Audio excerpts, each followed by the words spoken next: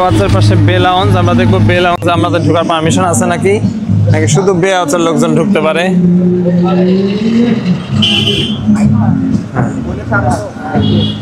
Hello, আসসালামু আলাইকুম সবাইকে।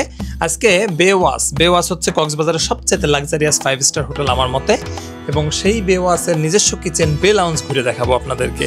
বে লাউঞ্জ খুবই এক্সপেন্সিভ, আসেন আমার সাথে ভিতরে ঢোকেন এবং ঘুরে ঘুরে দেখেন বে লাউঞ্জটা কেমন।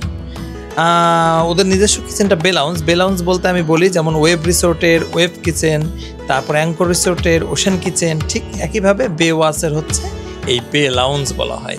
কিচেনটা খুবই সাজানো গোছানো পরিপাটি এবং ডেকোরেটেড, ওয়েল ডেকোরেটেড যাকে বলা হয়।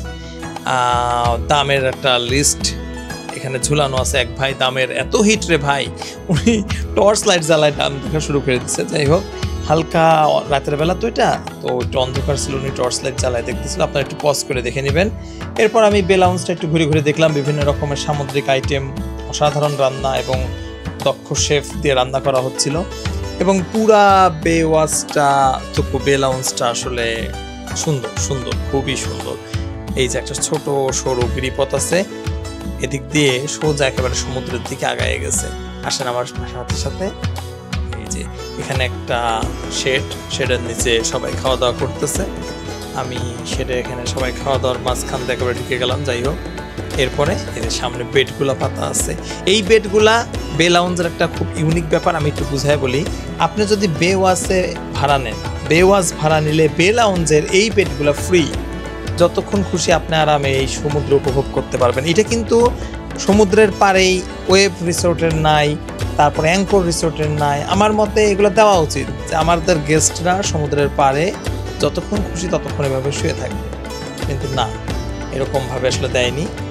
তো একমাত্র এই বে লাউঞ্জেই আছে। তবে বে লাউঞ্জে আছে বলে শুধুমাত্র বে ওয়াচের লোকজনই থাকবে এখানে বসে তা না, যারা বাইরের গেস্ট আছে তারাও আসতে পারে। আসলে কিন্তু এখানে রেন্ট নিতে হবে। তো রাতের ভিউটা এরকম। রাতের ভিউটা দেখে আমার মন ভরলো না, আবার ভাবলাম যে সকালে একটু চলে আসবো। চলেন সকালে বেলায় দেখি। সকাল বেলায় সবাইকে স্বাগত। ওয়াও, মিউজিক বাজছে, সুন্দর মিউজিক।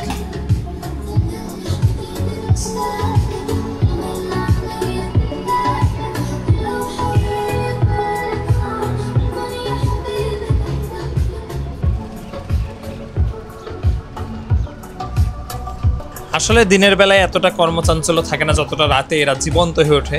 মানে এই কিচেনগুলা বিভিন্ন রকমের বারবিকিউ, নাচ গান, পার্টি, সবার আনাগোনা সব মিলায় রাতের বেলা এগুলো আসলে খুব লাইভ এবং জীবন্ত হয়ে ওঠে।